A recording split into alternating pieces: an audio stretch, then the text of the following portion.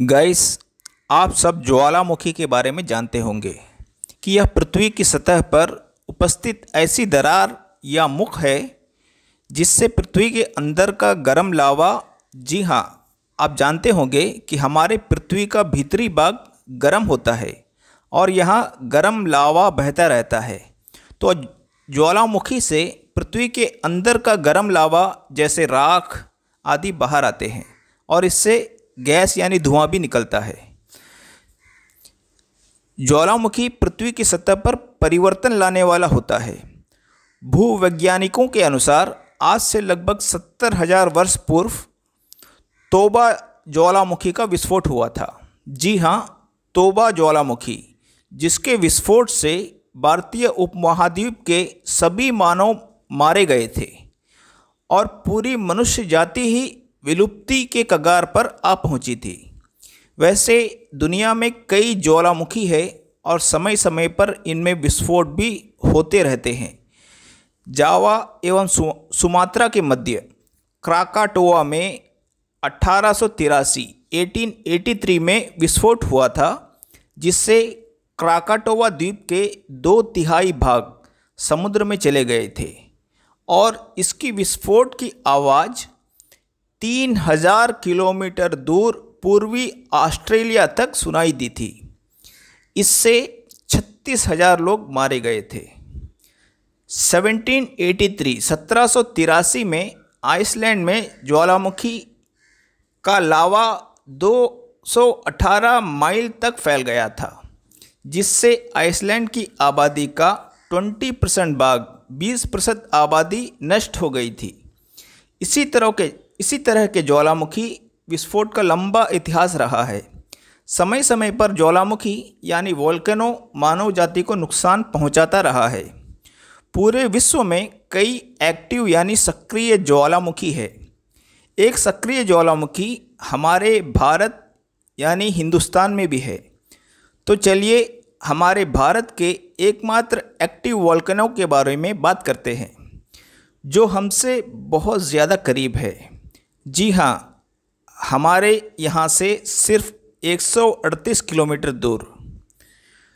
तो आप वीडियो में बने रहे और चैनल को लाइक, शेयर, सब्सक्राइब करता रहे और ज़्यादा से ज़्यादा शेयर भी करें।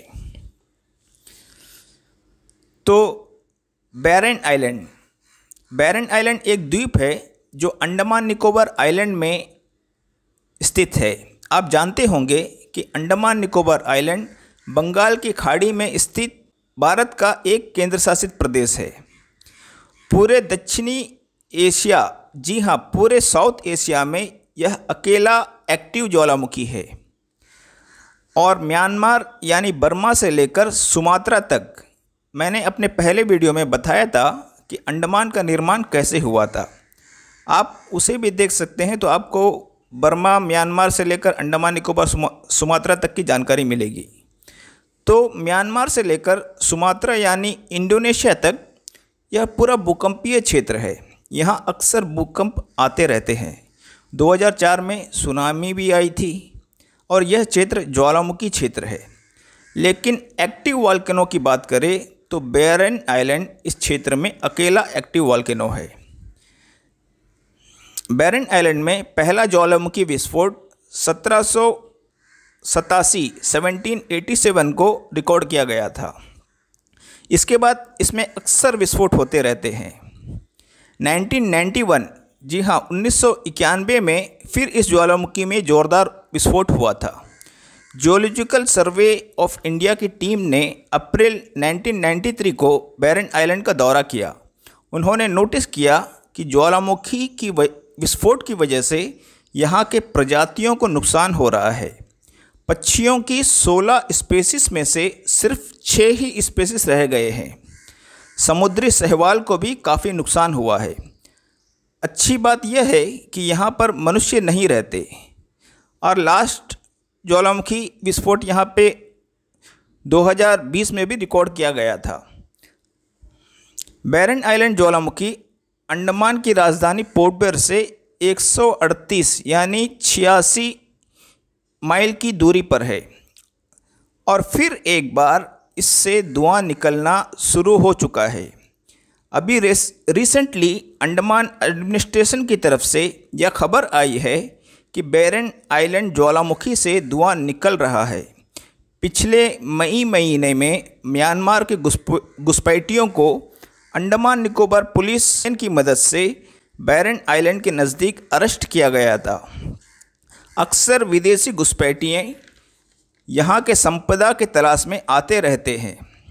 तो फिर एक बार इंडिया का एकमात्र ज्वालामुखी यानी बैरन आइलैंड ज्वालामुखी एक्टिव है। फ़िलहाल इससे सिर्फ धुएं के गुबार निकलते देखा गया है। और अच्छी बात यह है कि इस आइलैंड में लोग नहीं रहते हैं, तो जान के नुकसान की कम संभावना है। वैसे तो सब ऊपर वाले की ही मर्ज़ी है, और मैं इसी तरह कोशिश करता रहूँगा कि मैं आप तक अंडमान के बारे में बहुत कुछ पहुँचाता रहूँ। बस आप इसी तरह साथ में बने रहे। फिर मिलते हैं अगले वीडियो में। Thanks a lot.